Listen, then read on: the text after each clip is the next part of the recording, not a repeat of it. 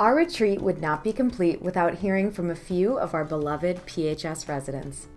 We wanted to learn about their experiences with COVID and also provide them an opportunity to encourage our PHS employees.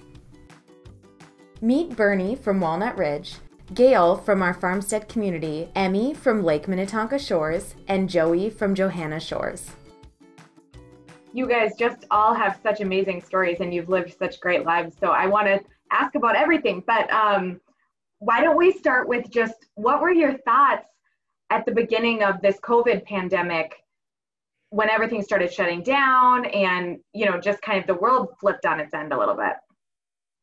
Well, yeah, well, that reminded me of in the mid 40s, 45, 46, when the polio epidemic went through.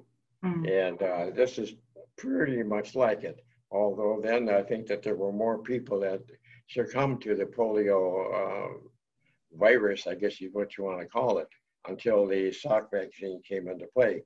But yeah, it was, you had to be very careful and who you were with, and you couldn't go swimming. As a kid at that age, you wanted to swim all the time, and so you couldn't do that. So that when this came into play, it wasn't really too much new, other than the fact that you had to be more careful. We weren't that careful then. There weren't no such things as face masks and all these sorts of things. But I think now that, especially living in here, that they have done a wonderful job in trying to keep the people safe. Well, you ask if we've ever had anything like being quarantined. Yeah. And I had to drain my brain to get it, because there was a time in life, way back when I was in grade school, that we got mumps or chicken pox or measles. We couldn't go to school, of course, because they're communicable. Right. And so consequently, the school would call our city health man, and he would come to the house and put a sign on our door. That's why these signs are kind of bad. And it would say, quarantine, child has mumps. And so many days you would have to stay in that house, and you couldn't go back to school. Well, that's kind of what we were in. Polio was very bad, but not like this. We didn't have millions of people getting it. Am I correct also that you had COVID? Yes. Okay.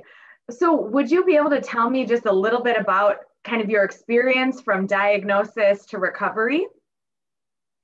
Well, it wasn't bad. I didn't know I had it. And I had a sore throat the week before, but I didn't know what it was.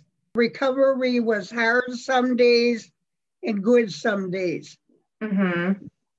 And so what was the care like over at Interlude of Fridley? And they were wonderful. And I got good care. Yeah, we're super thankful to Fridley, because it was hard to let Joey and our other residents go.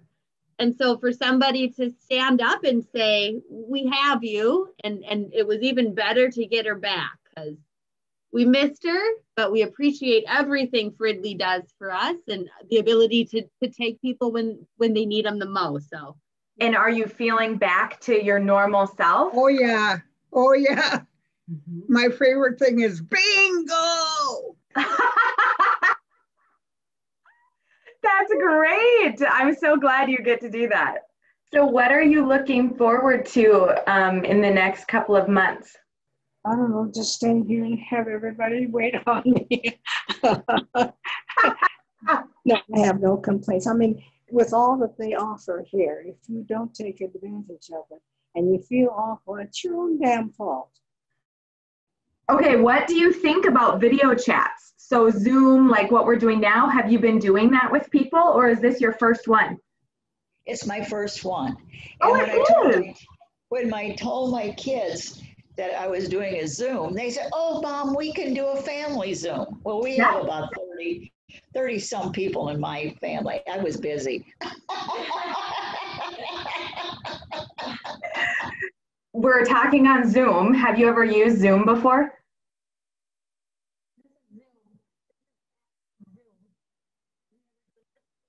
No, I have never had done.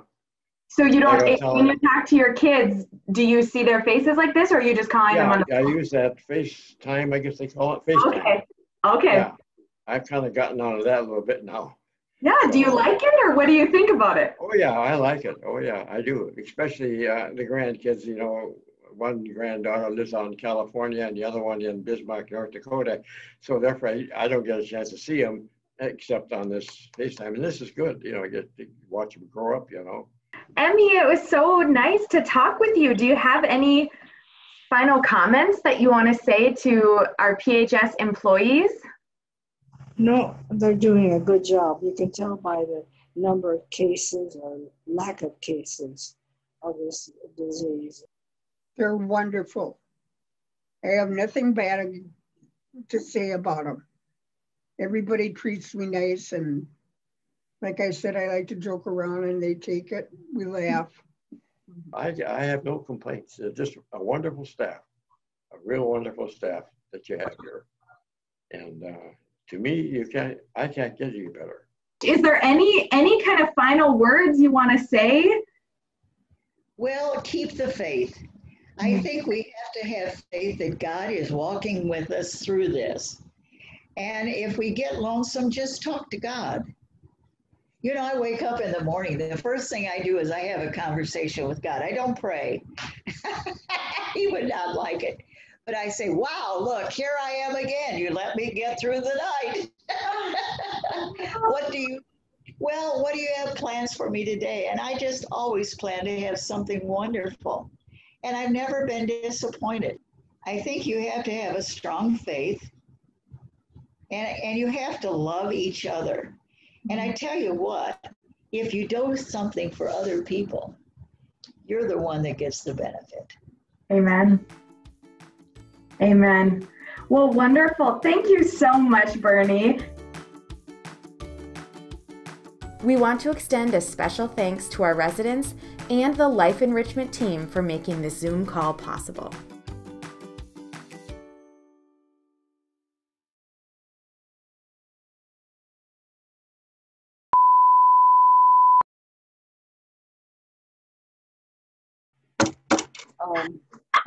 Hello.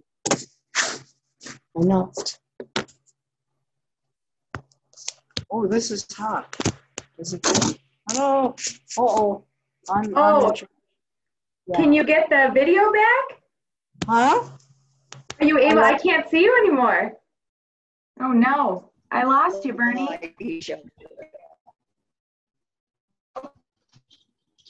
Oh, I can't hear you. Can you hear me? And so I don't really know. Oh, busy man.